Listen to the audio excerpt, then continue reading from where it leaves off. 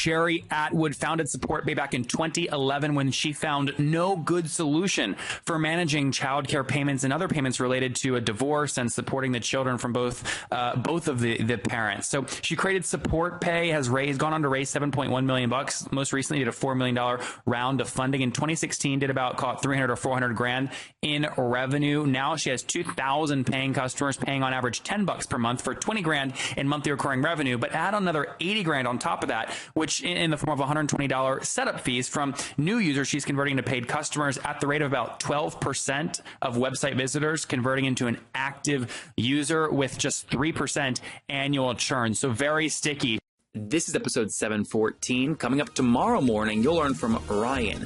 This CEO doesn't care that his VC has him by the throat. But first, here's today's episode. This is The Top, where I interview entrepreneurs who are number one or number two in their industry in terms of revenue or customer base.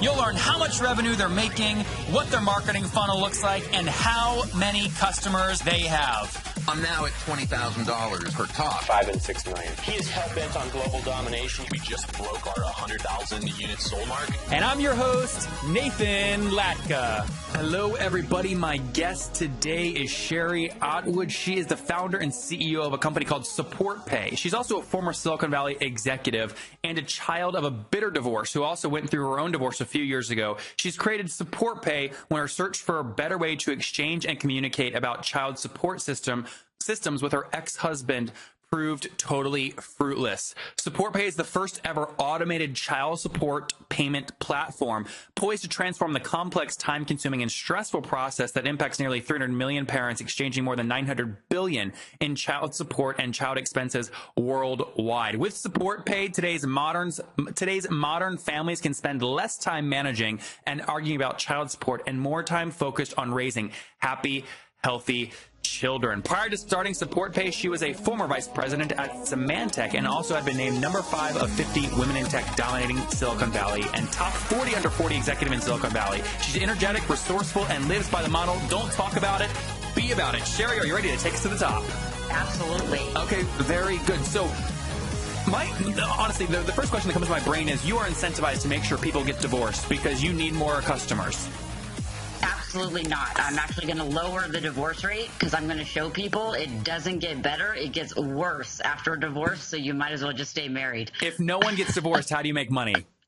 Because these millennials these days actually aren't getting married anymore. They're just having babies. So it's actually not the divorce. It's if people stopped having children, then yeah, maybe I'd have a problem. I'd say you're safe there. Exactly. So tell us, again, I gave the bio, but kind of tell us what SupportPay does. Give us a real life example of maybe how when your ex-husband used it, if you did, or if you invented it after. No, we use it today. I invented it because I didn't have a solution. And what I found was first, child support's made up of two things. One, a base payment that's usually monthly that's meant to cover only basic living expenses. Mm-hmm. But then there's all these additional expenses, education, childcare, medical, extracurricular activities that parents have to share. And typically what you hear is the person paying saying, hey, I have no problem paying. I just want to know that the money's going to my kid. And the person trying to get the money back is saying, you know what, I'm not even getting enough to financially support the kid. So I was actually doing an expense report when I was working at Symantec and thought, wait, when you do an expense report, you enter an expense, you attach a receipt. Why can't we do the same thing for child support? So they actually see the money's going to their kid, and then there's no argument about where the money's going or how much it actually really costs to raise a child. Yep. Now, what year did you launch this company in? I started the company in 2011, looking for every reason to not do it. Mm-hmm. As I say, I'm the worst example of an entrepreneur as a woman over the age of 30, single mom in Silicon Valley. I don't have any parents. I don't have a spouse. I had no backup plan, and I didn't have a tech degree. So I had the idea. I kept looking and trying to find people to tell me not to do it. And luckily for me and for them, they said, hey, this is a great idea, and not to mention much needed. Where were you financially at this point in your life? You obviously were an executive at Symantec, but where were you financially? Help us feel that. Yeah, so I grew up super poor. I was raised by a single mom who was a drug addict, alcoholic, only one in my family go to college. So luckily for me on my career side, got super, was one of the youngest VPs ever at Symantec. So I had saved a bunch of money from that. What's a bunch, Sheri, if you don't mind me asking? I had multiple houses, cars, boats. I got a divorce and gave him a house to walk away. I had stock and equity. Plus I had about 2 years of salary in the bank. Okay. So that, can we say a couple $100,000 in the bank, something like that? Yeah. Yep. Yeah. Okay. And so I thought, hey, if as a single mom and without a spouse or a backup plan, I can take the risk for about a year and try to work this out. And so I bootstrapped in the beginning and, taught myself how to code, built the first product myself, and again, tried to find every reason not to do it. But there was just nothing out there that was addressing this problem. And what is you mentioned you bootstrapped when you started. Have you raised capital to date? And if so, how much? Yes, we've raised about $7.1 million. We just closed our Series A in December. And how much was the Series A for? Series A was for $4.1 million. Okay, and what made that switch for you where you went from I'm bootstrapping this to let me raise capital? About a year into it is just I've talked to over 1,000 parents, family law professionals, judges, child support services, and everybody I talk to is saying, there's nothing out there to support all of these parents, and it's something that I desperately needed. I get calls from vendors saying either I need this or I wish I had this when I was a kid or I wish I had this when I was paying child support. So just the sheer need that I would hear from people over and over again, or customers saying, thank you so much. You've ended the financial fighting that I'm having to do in front of my kids. And talk to me about, well, this is appropriate, money. How do you generate revenue? So it's a subscription service. So it starts at $9.99 a month or $10 a month, and that enables a parent to use the platform. Both parents, it's more valuable if both parents use it, but both parents don't have to be on it. And then we also have a free version so that if one parent chooses to pay and the other parent doesn't, it doesn't impact the paying parent. Mm-hmm. So each parent pays independently of the other. And so what is the average? You mentioned you have multiple plans. What's the average customer paying you per month? It's $10 a month. It averages $10 a month. That's billed annually, or it's $14.99 if it's billed monthly. I see. Okay, so $10 a month if they pay $120 up front, or $14.99 per month. Exactly. Okay, very cool. And so you mentioned you launched this back in 2013, right? Or did you say 2011? 2011, I started it, and I actually started building the company, or hiring people in 2013. Many females that are your age, or males for that matter, if they don't know how to code, probably have given up hope. So you're kind of an inspiration there. How did you teach yourself how to code? Well, I started with the website, so basic HTML, CSS, PHP, so building out the website, and then it was out of necessity. So, but where did you go? Was there a class you went through, a website? Books. I bought books. What books? I had books. I had the how to code, JavaScript, HTML, CSS. I went to Barnes & Noble and picked up every book I could possibly find. Interesting. Very cool. Okay, so you taught yourself to code. That's impressive. And then update us on your team now. I assume it's not just you. Correct. We have now 25 employees. So I just hired 16 employees in the past 3 months. So we recently relocated to Sacramento, California, okay, from Silicon Valley. And now we have 25 employees made up of our development team, sales and marketing. How many of the 25 are engineers? That's a good question. 14. Okay. And why'd you make the move to Sacramento from Silicon Valley? So after I raised my first $3 million in capital, I realized I could not sustain a business in Silicon Valley. How much were you burning per month, in cash? At that time, I was only burning $90,000 a month.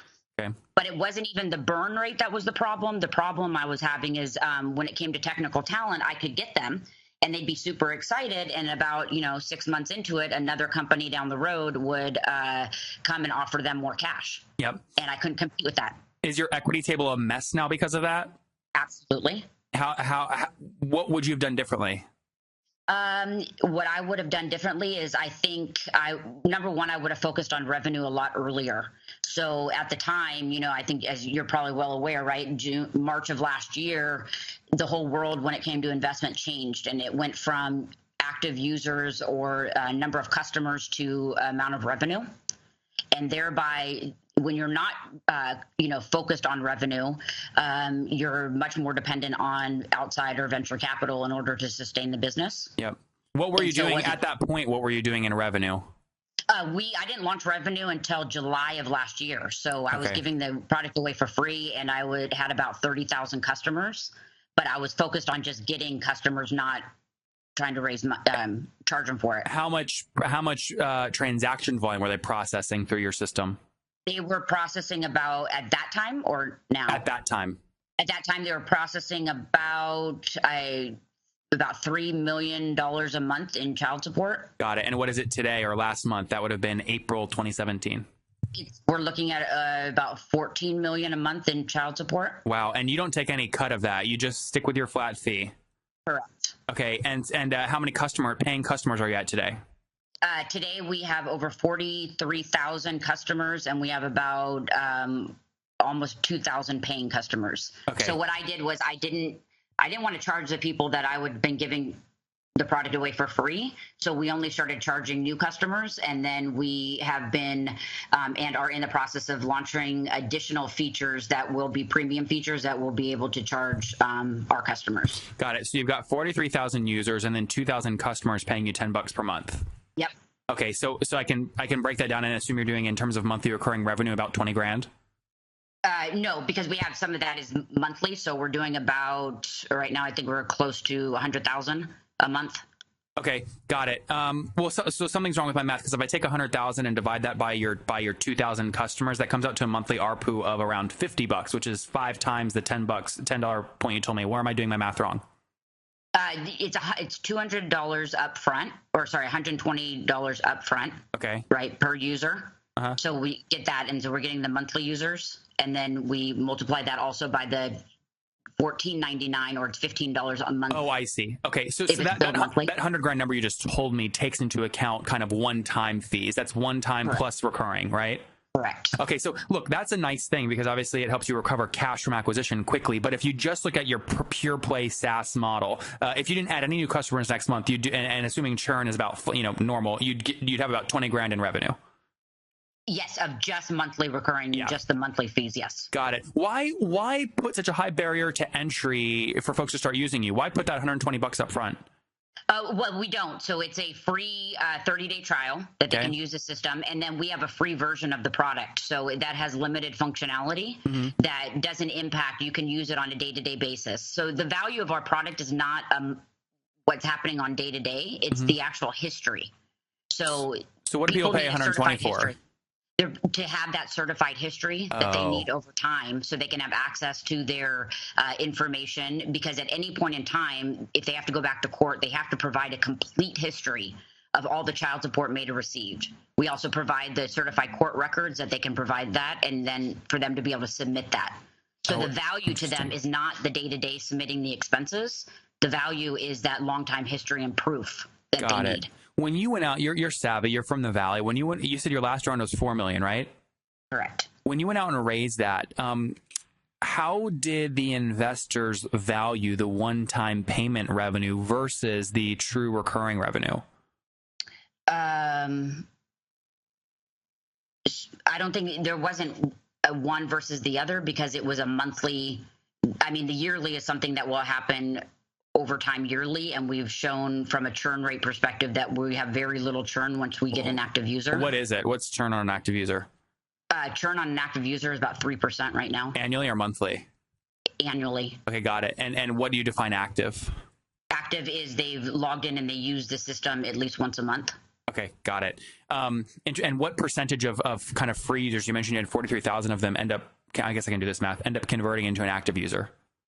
Well, right now our conversion rate to an active user for the new users from all the way to, if you look at the entire marketing funnel, we're getting about a 12% from visitor to paid user. Okay, so if your website gets 100,000 visits in May 2017, you'll get about you said you'll get about 1,200 of them converting into a paid customer? Correct. Okay, got it. So you're getting less visits than that, obviously, because you're at 2,000 customers currently. Yeah.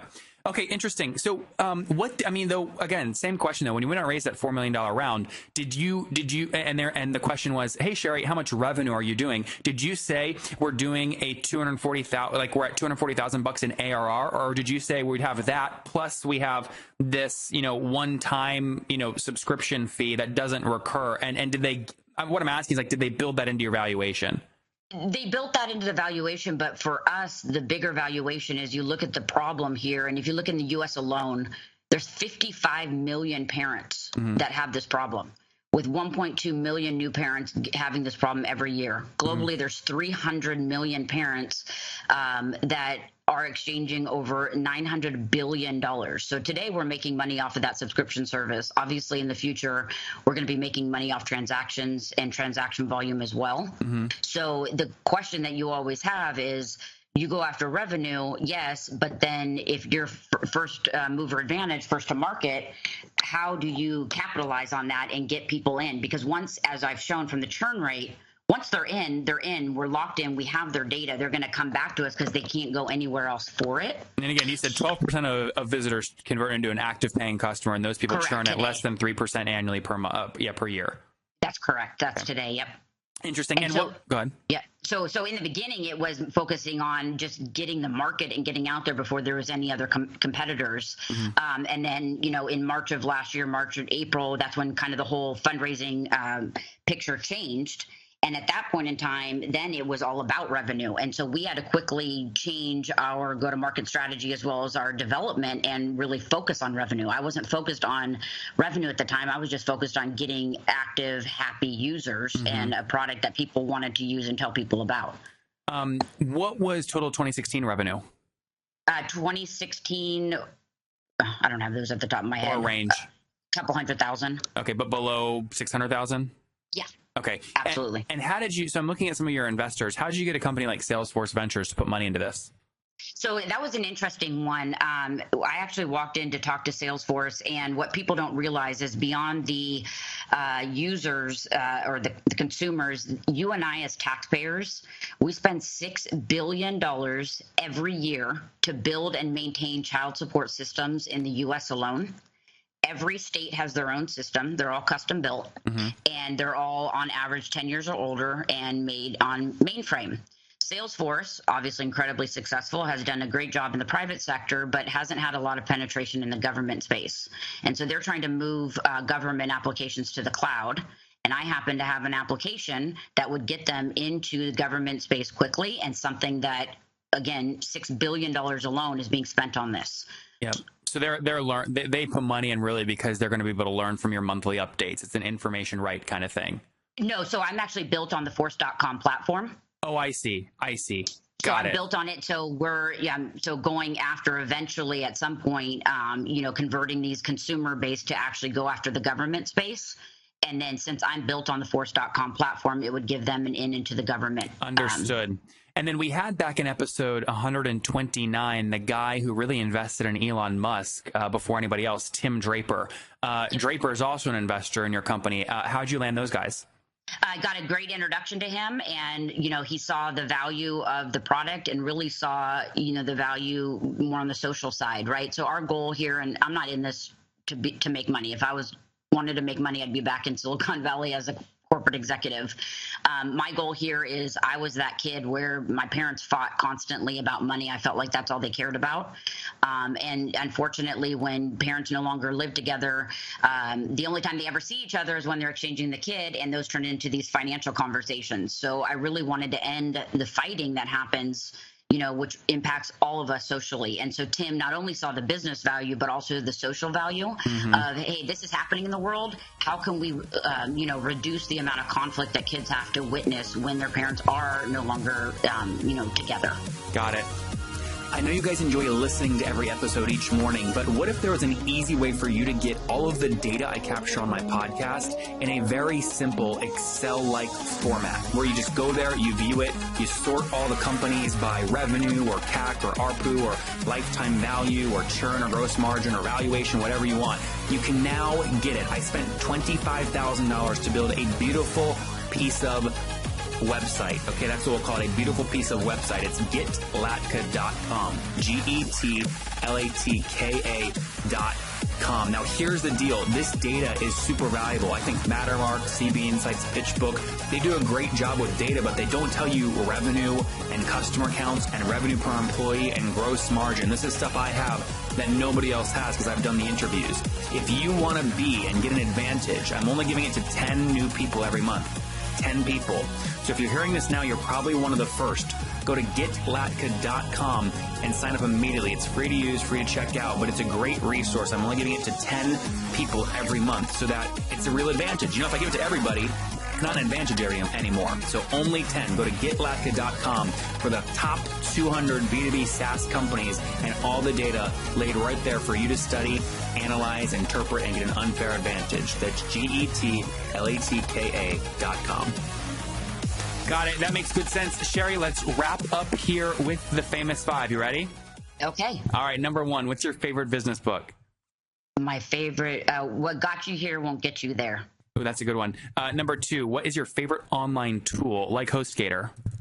My favorite, Stack Exchange. Number three, is there a CEO that you're following or studying right now? A what? A CEO that you're following or studying right now. Oh, yeah, a CEO you're following or studying. Not one in particular, obviously looking at Sheryl Sandberg, Mark Zuckerberg, Elon Musk, and what they've been able to do, as well as Mark Benioff. Number four, how many hours of sleep do you get every night? 4. Holy mackerel, how do you stay alive? Hey, that's what you got to do as a CEO, entrepreneur, and a single mother to a 13-year-old. Why do you have why though? Why? I don't understand. That must be so unhealthy. No, I try to catch up on the weekends. I've never slept. I've been working since I was 12, so I'm used to 4 to 6 hours is a good night's sleep. Okay, and what's your current situation? Well, obviously you said are you remarried or you're still single with one kid? No, I'm single with one kid. Okay, and usually I ask age because then I ask take us back to your 20-year-old self and tell us a lesson you wish you knew. 20-year-old self. Ooh. I don't know. As I tell my daughter, don't marry the man you meet at a bar in Tijuana. Is that what you did? Yeah, I got married at 19, right? So that's what I say. But as far as just work is concerned, I'd say, yeah, enjoy the path, enjoy the lesson as you go, and don't worry so much about getting there. Enjoy the path while you get there. There you guys have it from Sheri Atwood, founded SupportPay back in 2011 when she found no good solution for managing childcare payments and other payments related to a divorce and supporting the children from both of the parents. So she created SupportPay, has gone on to raise $7.1 million. Most recently did a $4 million round of funding in 2016, did about, call it 300 or 400 grand in revenue. Now she has 2,000 paying customers, paying on average $10 per month for 20 grand in monthly recurring revenue, but add another 80 grand on top of that, which in the form of $120 setup fees from new users she's converting to paid customers at the rate of about 12% of website visitors converting into an active user with just 3% annual churn. So very sticky. Sheri, thank you for taking us to the top. Thank you. If you enjoyed today's episode with Sheri, go back and listen to Ryan yesterday. You'll never guess what salary he gave up to launch his startup.